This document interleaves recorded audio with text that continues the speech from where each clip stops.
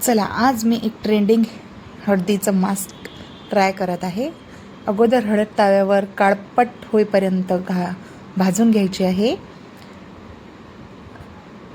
पूर्ण पिवळाचा कलर एकदम काळा होईपर्यंत भाजायची आहे. छान करपेपर्यंत भाजायची आहे आणि ती एका छोट्या वाटीत काढून घ्यायची आणि त्याच्यामध्ये छोटा चम्मच बेसन टाकून सहज टाकून मिक्स करायचं आहे. पूर्ण मिक्स करायचं आहे की त्याच्यामध्ये पाणी आणि दूध टाकायचं काम नाही पडलं पाहिजे. पूर्ण सहजनीच मिक्स करायचा. मिक्स झाल्यानंतर ते एक सॉफ्ट गूळ तयार होईल. आता हे फेसवर अप्लाय करायला तयार झालं आहे. फेसवर अप्लाय करून घ्यायचं आहे आणि हे 15 मिनिट ठेवायचं आणि 15 मिनिटानंतर वॉश करून बघा. रिझल्ट किती छान आला आहे. 100% रिझल्ट आहे. माझ्या चेहऱ्यावर खूप टॅनिंग झालं होतं.